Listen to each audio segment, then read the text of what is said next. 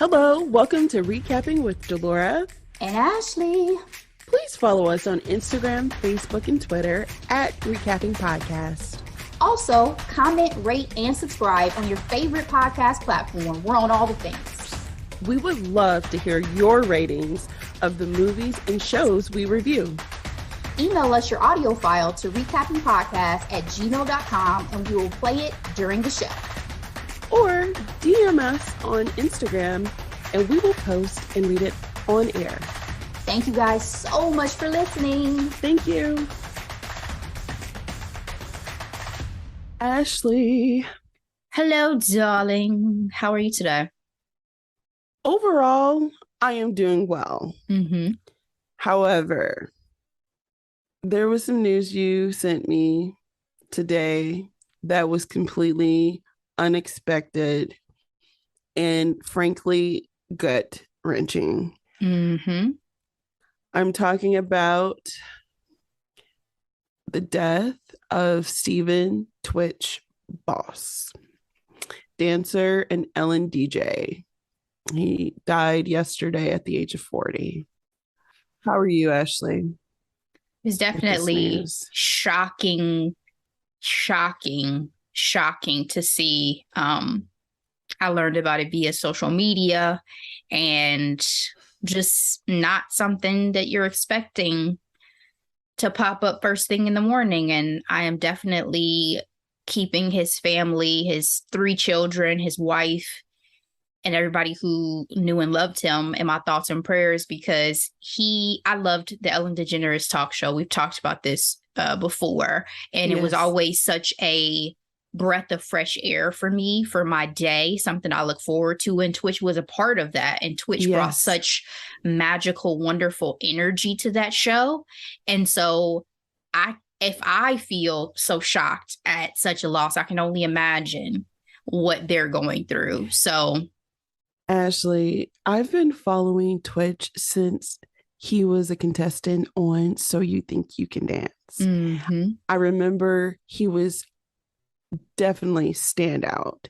And then he became a part of the staff and he would dance with other dancers. And the fact that, I was able to watch his career and root for him along the way. It's just so sad.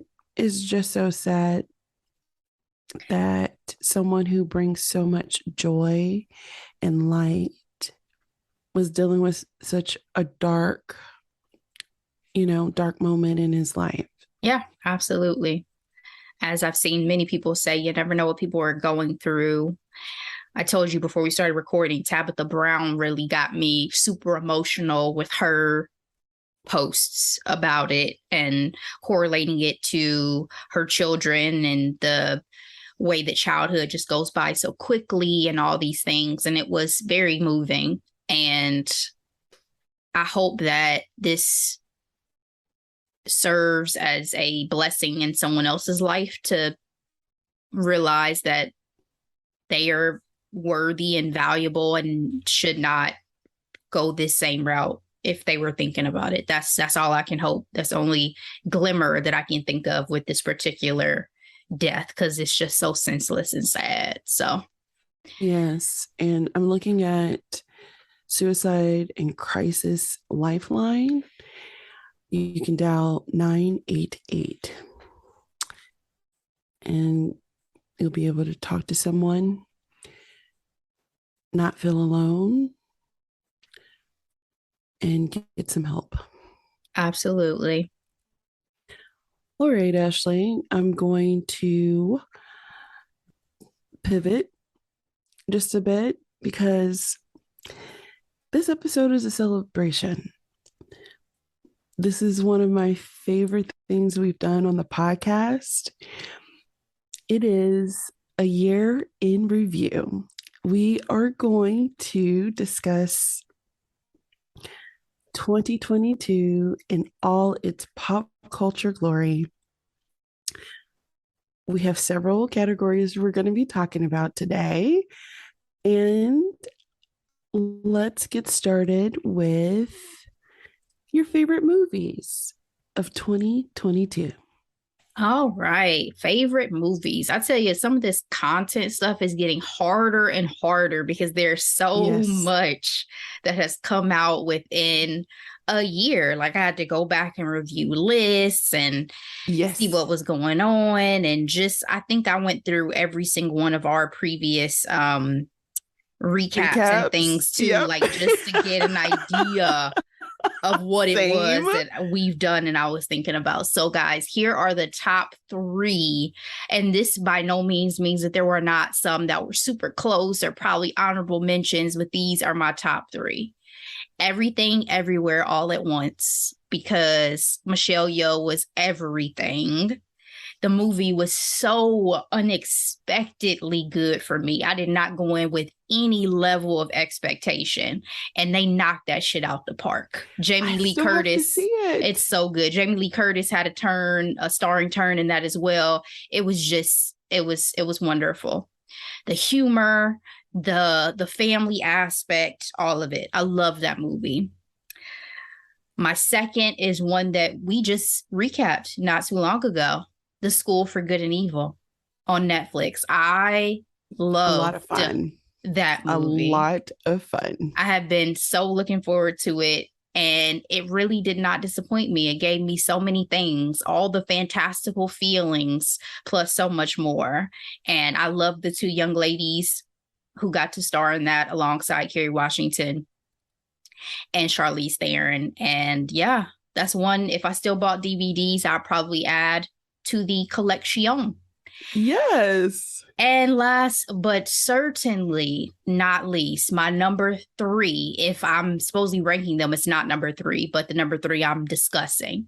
Black Panther, Wakanda Forever, baby. Black Panther, Wakanda Forever.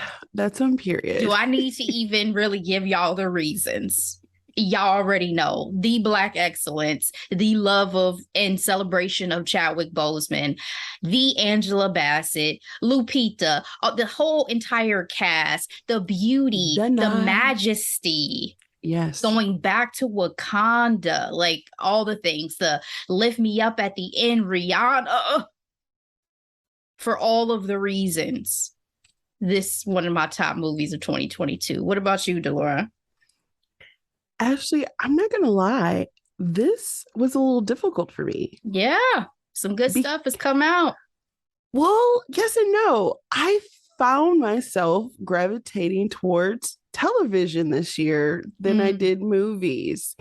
And we've had this conversation before. When we started our podcast back in 2020, there was so much content. It was overwhelming, but it started drying up just a little bit when it comes to the number of releases. I still feel overwhelmed. Maybe it's just because there's so many platforms that stuff drops on that it makes me feel overwhelmed. It's not just coming from one stream. True. One place. That's true. Well, my number 1 is Wakanda Forever. There you go. Thank you very much. There you go. To the same points that you've highlighted, we returned to Wakanda. It was so highly anticipated to see what are the happenings in this world now that the king is gone. Yes. And who will pick up the mantle. Because Shuri, sure, I did suspect that she would be the next Black Panther, but this is comic book world. It could have been anybody. It could have been anybody. Everybody, some people thought that they were definitely going to bring Killmonger back. So it could have been, we had a long list of possibilities. Absolutely. And let me say real quick, my order was based on chronological release. That's where my order came from, not by which was my fave. So just saying. For me, I only have 2, and there's no order to them. But to return to this beautiful, luscious world, again, the work by Hannah Beachler, Ruth Carter, they're going to be awarded again. They have to. I am still stunned by the new world that Namor introduced us to. Everything from his entire look with the turquoise and the gold and fire, fire, fire. And then that throne, that skeleton of this gigantic shark. Fire. So I look forward to seeing what award season's going to look like for them. Hannah did say on her Twitter that this is her final Black Panther, so she's not going to be coming back. And she's actually going to be moving on to Broadway. She's going to be a part of the Wiz revival, doing the production design. So that should be a lot of fun. Yeah. My second movie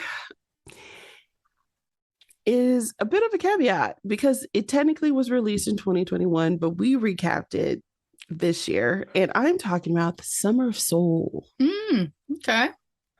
It is a documentary about the 1969 Harlem Cultural Festival, directed by the great Questlove. He actually won his Oscar this year for this project. And this was absolutely soulful. Like, thinking about the movie brings like a warmth to my heart, almost like, you know, Black folks in like Hennessy or something like that. You know what I mean? Like, crown for me, but I feel you. You know, I don't drink dark liquor, but it's just a warmth. And to have so many phenomenal artists in one place. I'll tell you how much it touched me. I wish my grandparents had been alive to see it. That's how much, that's what that meant to me. Where they were, what were they doing? Did they know about this? Exactly. Because my grandmother, I believe her family was from New York. So not sure if she had still had relatives that were there or any of that. So would have loved for them to be able to see this piece of Black history that for some reason nobody felt was worthy of giving a platform until now. So exactly. Great pick. Exactly. My brother is on your same page. My brother rewatches this regularly. Anytime. Yes. Over Thanksgiving. I'm like, so we about to watch Summer of Soul again? Like, listen, it is that type of documentary that you put on in the background. Like, you know how every Black household has that movie. Like, for many, it's The Five Heartbeats. Or, you know, pick any, Sister Act 2. I mean, Summer Soul, the fact that this was in fact real life. Beautiful, beautiful, beautiful. Thank you, Questlove, for bringing it to the world. So that's all I have for favorite movies this year. Let's go ahead and go and talk about our favorite TV shows. All right. So again, going in chronological order, I have 3. My first one is Abbott Elementary. Even though the pilot dropped December 2021, the bulk of the first season aired at the beginning of 2022. Guys, we've recapped Abbott Elementary. We've talked about our love for Quinta Brunson. We've talked about the Quinta Oprah interview that just went down. I am so happy and excited to be in this era of Black creators, because it is a joy to get to feel like we're even a small part of their journey when we're talking about these projects and embracing and loving these projects. And Abbott Elementary is one. The more I hear Quinta talk about what it means to her and the connections with her and her family and all this, I'm like, it just makes me love the series even more. The series is hilarious. The series is going to go in the canon of great workplace comedies. Yes. But it holds an extra special place in my heart because of Quinta. So Abbott Elementary, do y'all thing. I love season 2. I am here for, and I had to cringe, steal through Will They, Won't They with Is Gregory. It cringeworthy? It's cringy to me just because I get weird about like romantic scenes with characters. I always have. I was just telling my hairdresser, I just feel like really? I feel like I'm interrupting like a moment. And so I always kind of like either I don't make eye contact or I like avoid watching certain How scenes. do you watch Bridgerton? Like, I don't understand. Exactly. Because I don't watch it, just I don't keep my eyebrows just glued at certain scenes. I'm like, oh, okay, I'm gonna let y'all have y'all moment. And I like will avert my eyes. But it's still, I say cringy because I hope that, you know, Gregory and Janine get together. So very cute. Will they, won't they? That still has us guessing. All right. Next one. GOT, House of the Dragon, HBO Max. I'm sure this is on your list as well, Delora. But going back to the world of Game of Thrones, a world that I had thought I was done with, honestly, after the original series, has been exciting, has been hella impressive with this focus on the Targaryen family.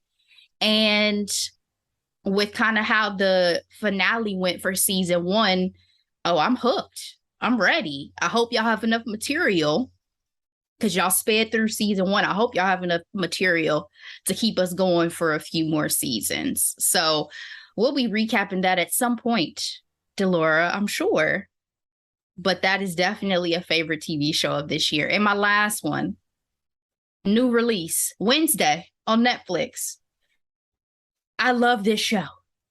Again, I'm so upset that I had to find spoilers on these internets because it's just my type of show. It's my type of vehicle. Tim Burton, the Addams Family, the goth of it all, the Jenna Ortega of it all, the who is a star. She's a star. I don't even think I talked about it when I had this as a hidden gem, the fact that I just thought that I'm blanking on her name, who played Morticia this time. Catherine Zeta. That Catherine Zeta-Jones was another level. Like, when I saw the series, I was like, I love the 2 movies so much that like, yes. I didn't know how I was going to feel about this revamp of a cast. Mm-hmm. But I thought they all sold it. They were so much closer to like the cartoon depictions physically and things. Yes. Mm-hmm. So I was so impressed. And you had our lady from the original Game of Thrones series who said that this was the first time she ever felt beautiful on screen. Yes. What's her name of Tarth? Yeah. Brienne. Yes. And I just love this freaking series. Season 1. Can't wait to see again what they're going to do with season 2. So those are my top 3 favorite TV shows of 2022. What about you? For me, my top 3 in no particular order. Abbott Elementary. Mm-hmm. Abbott Elementary. I made Abbott Elementary my hidden gem, I think, twice before we even started talking about it, because that is how much in love I am with this freaking show. It is the best of comfort food, TV show equivalent of comfort food. Yeah. It's the portrayal of the great Cheryl Lee Ralph acting like all the aunties, teachers, church ladies I knew growing up, all wrapped up in one. Jacob, I love him so much. When I tell you, I screamed when he's like, I don't believe in gluten allergies. I think it's internalized racism. Done. Completely done. Okay. Ava, we gave her a hard time in our recap for season 1, but she is funny. Of course. Funny. Of course. Gregory and his looks will go down in history for me. And the fact that he's switching them up these days, they're not the same look to the camera. I'm like, yes, sir. But we got to have a conversation. And I also love Miss Lamenti and Janine as well. Janine, though, she be knocking on my nerves just a little bit. That's the charm of Janine. You get annoyed by her, but then when she's not there, it's like, but we need Janine. Like, you need a Janine. Sure. But as a family, because it is our family show, Amar refers to the show as Abbott Elementary. So we kind of call it that. So are we watching Abbott Elementary? Yes, we're watching Abbott Elementary. But and I'm sure that will make Quinta so happy because she said she wanted a multi-generational show. Yeah. So this tweet had me rolling, and spoiler alert for anyone who didn't see the latest episode, but this needs to be said. It is specifically talking about the interaction between Quinta and Gregory's character. I'm sorry, but Gregory grinding on Janine, almost kissing her, and then leaving when his girlfriend calls is exactly why I hate men. And the way I laughed out loud. I need Gregory to stop dating at work. First, it was another teacher's daughter. Now it's a mom. I'm going to need you to date outside of the school pool. Yeah, it's going to be messy. It's getting too messy. It's getting too messy. All right. My other favorite television show is, of course, Dumb Dragons. Knew it. House of the Dragon. Man, oh man. After that last season of Game of Thrones, I was hesitant in, being willing to make a return to King's Landing, even in the prequel, right? And was the Targaryen my favorite family from Game of Thrones? I don't know, because I loved a few Lannister moments, and of course Starks. I want nothing. I don't want it. I'm sorry. You know nothing, Jon Snow. That's know nothing. I was mixing up. But I got into this series and I got invested. And the fact that I was looking forward to watching a show each week on Sunday, I had gotten out of that rhythm. Like the joy and television. Anticipation of there's a brand new show coming. Let me get my butt down. Let me watch it so I don't get any spoilers. Because that's another thing about what this show has done. Because it's one thing, to watch a show. It's another to watch it in enough time to prevent spoilers, Exactly. Yep. And to your point, I hope they have enough material for more seasons. But the casting was incredible, especially for the characters as they aged. And can I get a shout out to having Black and brown people in these fantasy worlds? We can live with all the hate that comes with it. Absolutely. I don't know when y'all thought Black people started existing. I don't know when y'all thought we showed up. Okay. I think something's wrong with you if you can't imagine yourself in a story or empathize with a character that does not look exactly like you. There is something wrong with them. Absolutely. Because at the end of the day, Black people have been doing it for millennia.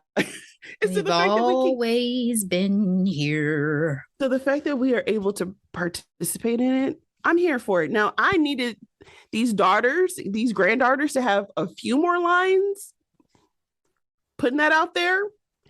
But overall, definitely one of my top shows of 2022. And finally, season 2 of Bridgerton. I was nervous. This show is based off a series of books, and each book is about an individual, siblings relationship. Season 1 was a runaway hit. I'm pretty sure the pandemic had to do something about it, but let's also face it, it was a lot of fun. It was sexy. The budget for the costumes and The production design and location was phenomenal. You know, it had all the things I was looking for. And to come into season 2 with Anthony being the star, I was nervous because I didn't like him from season 1. He was peak rake, you know what I mean?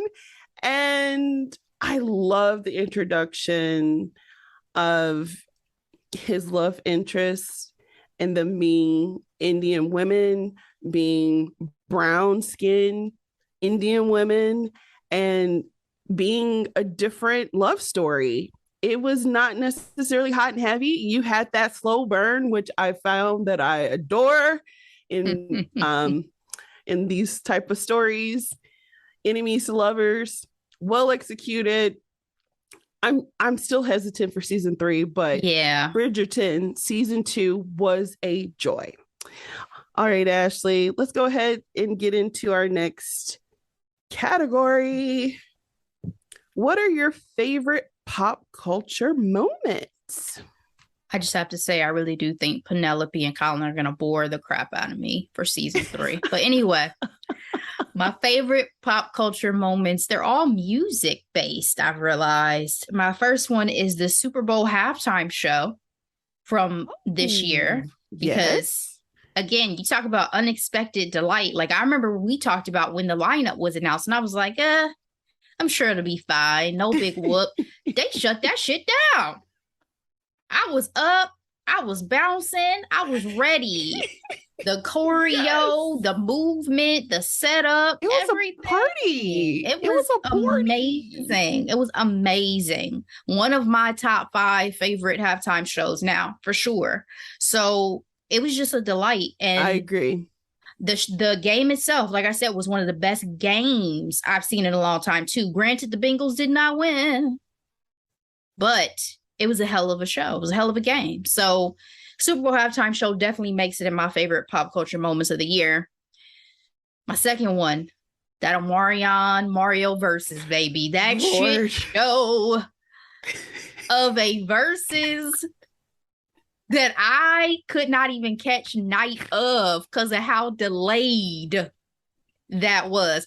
From the pre-show to the fact that Ray J gave us content for months. So much. I was not expecting this.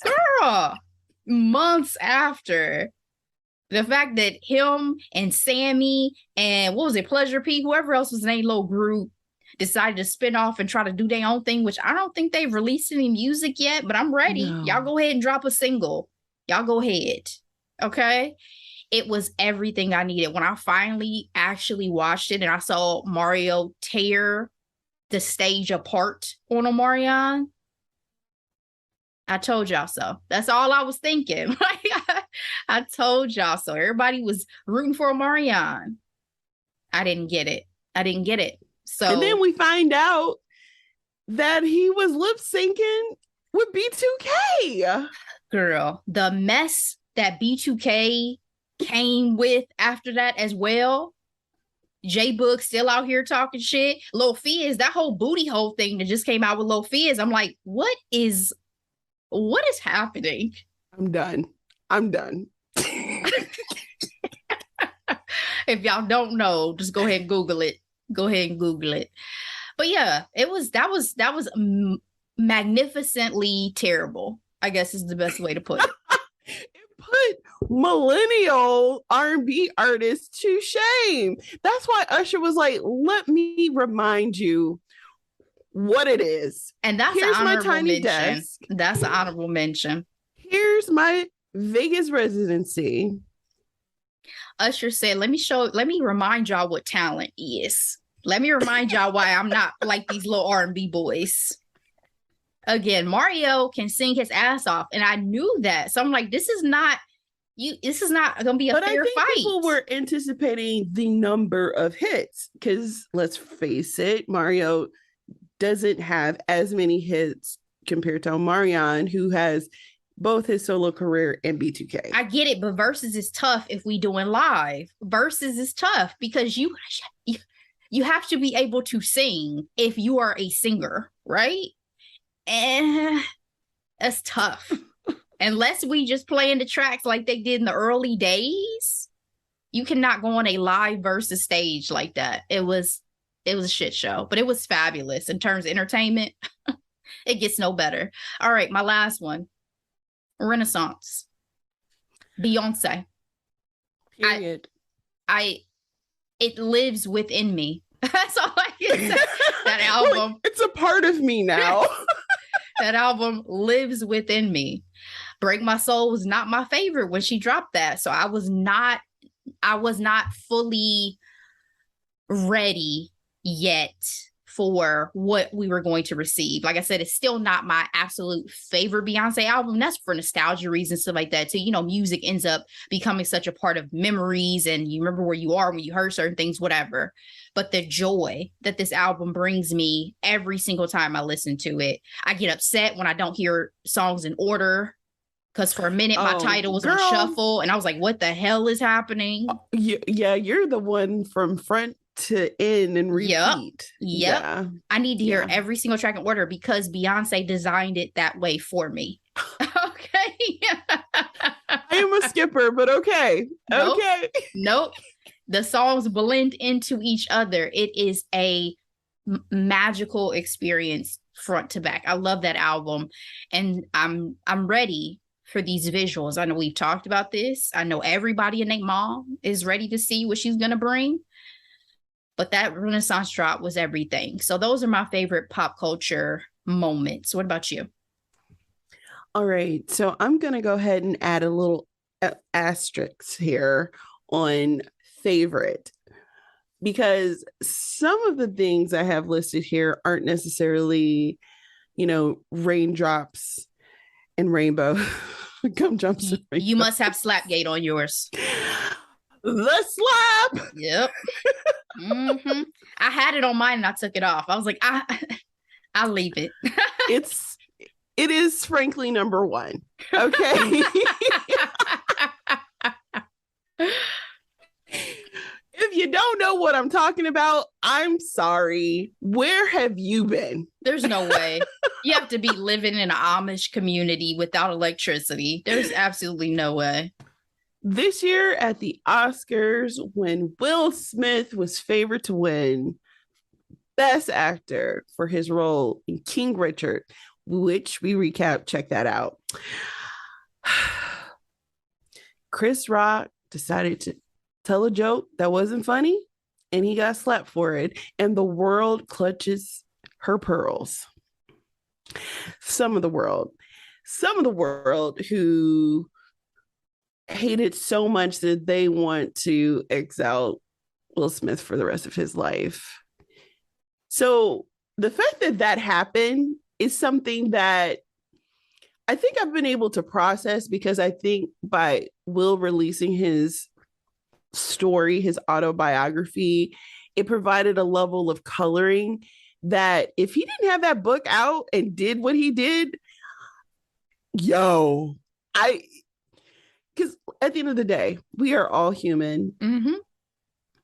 He has been a Hollywood A-lister for decades. I don't even know what that pressure cooker looks like. And he's someone who was without fault at this point, really, in his career. Like he hasn't had any missteps, right? He hasn't had anything that people were like. He was well manicured intentionally. He was a PR machine in terms of good press, in terms of being bankable, all of those things. So, I mean, seeing him slap somebody on live television at the Oscars, that is the biggest pop culture moment in the last 10 years. 10 years. Easy. But then I feel like, I think part of the reason like people like you and I aren't really up in arms about it is because it's like, it's with Chris Rock. They got some history that we don't know about. I don't know if we'll ever know about, but it's like, it's on site, whether it's Oscars, the Grammys, somebody's house. That would have happened eventually. I think we just didn't anticipate it happening on Hollywood's big night. And it's also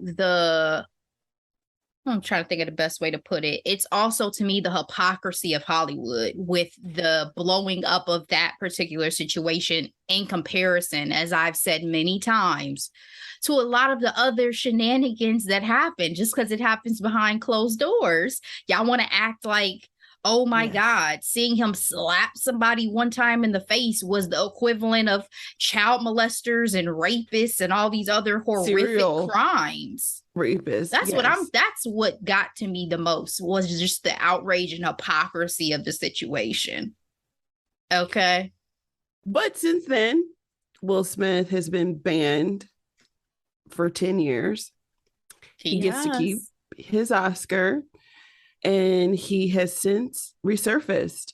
He's now on social media on a more frequent basis, promoting his latest project, Emancipation. And we're still waiting to see if and when Chris Rock is going to tell his story. So unfortunately, the story isn't completely over. It is for me. Me too. But man, I didn't see that coming in 2022. No one did. All right. My second pop culture story. Serena Williams retires from tennis. The GOAT.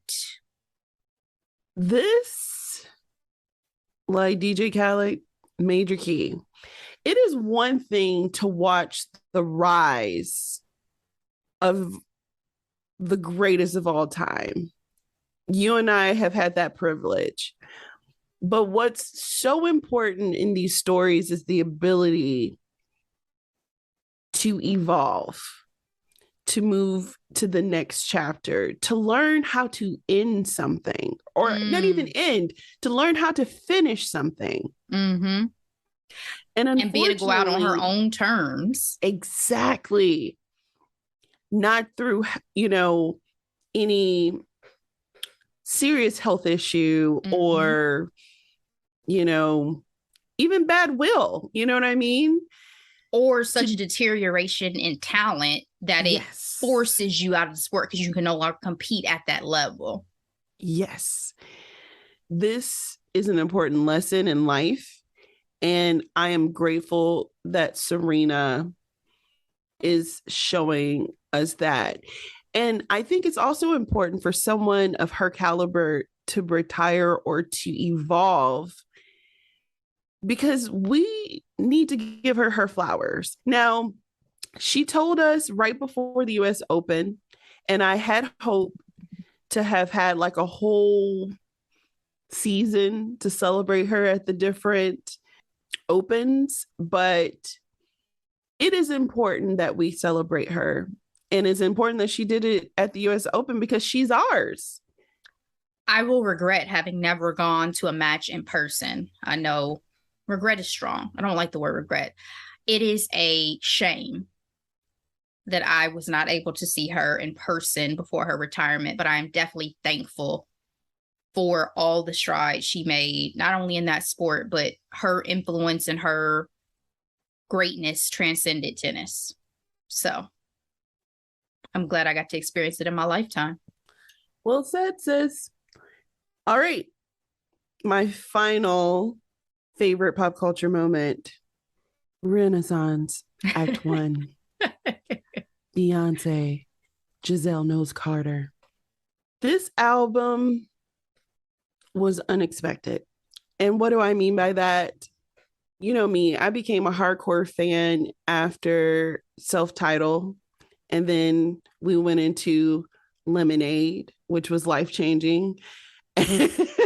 You know what I mean? Mm-hmm. We had The Gift. And to get this bundle of joy, to just literally dance, let your hair down, talk your shit, live your life, sing random things like yada, yada, yada, yada, yada, yada, yada. I was not ready for any of that. Why is this making me sad? I think it's making me sad because I'm thinking about what's going to happen when there comes a time when she's no longer releasing music, and what am I going to do with myself? That is going to break my heart. Go ahead. I'm sorry. It just made me really sad. Again, similar to even what I was saying about Serena and her career trajectory, seeing Beyonce navigate her career and understanding and showing us different facets of herself has been a joy. You've had the breakup album, you had the love song album. This is like, I am going to sweat my perm out type music. Granted, I haven't had a relaxer in over a decade, but that's also paying homage to her uncle. Like, yes. Just when I felt like I thought I knew all those smaller things about her in terms of like family and what she loves and all that, because she's been around for so long, she surprises me. I do not have Spotify. I have Apple Music, and I have my year in review. It says, an artist who sets the tone. Beyonce, Renaissance. I played her apparently 2,145 minutes. An album you kept on repeat. Renaissance. I played this album 460 times. That sounds about right. I am a skipper, so I usually start off with either I'm that girl or cozy, because they're both affirmations, because I just need to remind myself of who I am. I'm cozy in my skin. You know what I mean? Mm-hmm. But then I also remind myself that I am too classy for this world. I am forever that girl. All right. And then lastly, oh, baby. Fire. UNIQ. When I found out she was spelling out that word, I was like, this bitch. I am done. The layering, all the things. It is so much a part of my everyday conversation now. It just cracks me up. And Beyonce, I know you have not released these visuals. That's okay. I'm waiting for them. I look forward to seeing them, but this album is fire, and I have enjoyed watching social media, seeing what they've done with the music, especially with the Cuff It Up challenge. It's been a joy. I can't wait for Heated, because Heated is my anthem. Mm-hmm. So, all right, Ashley, finally, our final category of tonight, top moments for recapping with Delora and Ashley. Oh, yeah. So, guess I have 3 yet again. That's my theme. Celebrating our 100th episode and 2nd year on the mic is obviously a top moment. These milestones we've had over the course of our journey together, and with all of you lovely listeners who've stuck with us, especially the OGs who've been listening since the very beginning. We appreciate y'all so much. J1, thank you. Our Essencefest recap is a top moment for me, because it was our first event, even as friends, going to something together. Yes. And we did it for the culture. We did it to, get some looks and feels on the pod, and just, take this adventure and journey a step further. And it was great. It was, even though we both got COVID, it was great. It was a marathon experience, and my first time in New Orleans. And so it's just something, I won't forget. And I'm glad that we were able to bring it back to the mic and talk about it and have a good time and enjoy it with Recap Nation. And my final one is just the continuation of our In Conversation interviews. This year we talked to, Hannah Beekler. We talked to Jerika Duncan. We talked to Renika. We talked to, we just did the one with Dr. Michelle Foss. We talked to David. It's been wonderful to have the opportunity to get people's experiences and get people's journeys and be able to have that be inspiration for us as well as other people. I've had friends tell me that they got motivated off of some of those conversations to do things they had been wanting to do and thinking about doing. I love that. Yeah. And so I really, it's one of our favorite things to do. And there's a lot of work that goes into securing some of these interviews. Yes. And so when people really appreciate them and cherish them, it means so much. So we will continue doing those in 2023 and hopefully get some great guests lined up. But yeah, it's just a new thing we kind of started. We didn't know where it was going to go. And I think it's been a wonderful experience so far. So those are my top moments of the pod. Delora, what about you? Yes, Essencefest. Number one, it was something we've always wanted to do. And the fact that we got a chance to do it together was amazing. What a moment. Like the music festival, Ashley, we talked about it in our recap, but it's like we saw Janet Jackson live. Yes. We saw Patti LaBelle live. We saw Chloe and Halle. We shared air with Jasmine Sullivan. So like, I got to see Nia Long. I got to see Michael Ealy. We got to see Kamala Harris. Vice President Kamala Harris. Interviewed by our girl Keke Palmer.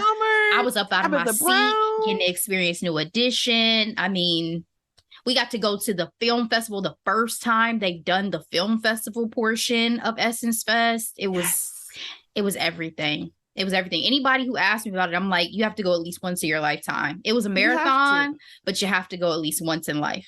Wear comfortable shoes and keep cool. But yeah, and make your reservations to places you want to eat. I don't even know. Do you think that would have helped? I feel like it still would have been a disaster of timing. Yes, it would have been a disaster, especially depending on what side of town you were on, right? Yeah. So it was like, where's your hotel? Are you at the Superdome? Are you at the convention center? You know what I mean? That would have been a good time to be like, we already have pre-made meals available. Yeah. Let's just run back to the room, grab those sandwiches, and then we're heading over. Because I'm still upset I missed Lucky Day. I only got to hear, I think, his last song. Yeah. Because guys, the show started promptly at 7. Like Black people, how this is the one thing y'all want to start on 10 and have those shows start promptly at 7 p.m. Wait. We also saw Nicki Minaj live too. Yeah. And what she did not do was show up on time. But but the lady who sat in front of us on that performance, guys, she must have been a super fan. It was borderline embarrassing. And I let people live, but it was a lot. It was balling. A lot. I mean, I've been to see Beyonce and I didn't even act like that. And I adore Beyonce. So she's a super, super, super fan for sure. Love it. We did our favorite film series. We've been talking about our favorite movies this whole entire time, and we finally recapped them. Yours being The Bodyguard and mine being The Departed. Toxic masculinity on 10. And then sprinkle in some racism as well. Again, it's been a minute. I knew it was my favorite movie for a reason because of the twists and turns. But then when you revisit it, you're like, oh, oh, okay. That's what I get for getting caught up with all those white men. The stellar cast of Jack Nicholson, Leo, Matt Damon. We already knew Mark Wahlberg was problematic, but you know. Mm-hmm. Anyway, I'm glad we finally got a chance to do that because we've talked so much about it.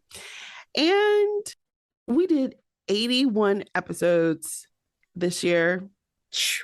Lord. It's crazy. Let that breathe. Yeah. 81 brand new episodes in 2022. God is good. We had special guest Lauren Tudor come on the mic with us to talk about rap shit. Mm-hmm. That was a lot of fun. And I look forward to having guests on our recaps again in 2023. And I want to shout out to Black creators. I was telling my girlfriend this the other day. It's like we are growing, but whenever we support Black and brown artists and like repost them on social media, they show up. They're They always the look ones at it. to show us Kerry love. Washington has been in our stories. When the beautiful Timby Locke reposted a reel we had, I was like, yeah, ma'am, this is about your story. And we're just talking. Tia Mowry reshared something one time. Yes. I mean, it's definitely, the love has always been real from Black entertainers on social media when it comes to that for us. And we've been so appreciative. So appreciative. We freak out behind the scenes every time. Every time. Because they don't have to do it. At all. And, you know, Ashley and I are very intentional on the projects we recap too, because our goal is to spread love. Mm-hmm. I mean, we can have a critical eye and have our opinions, but we're very intentional with spreading love and joy and peace. Yeah. Because entertainment is a wonderful escape. And it's a great way to have your pulse on the culture, on a time period, on an era.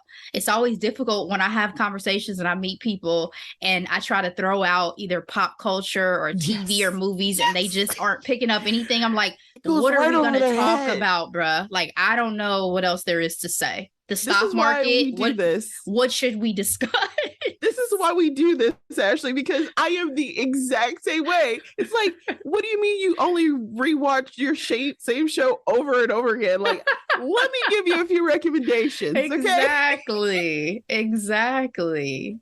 It's like sports. Like, I always think it's funny. People take sports so seriously, and it's thought of so highly to be really in the know about sports.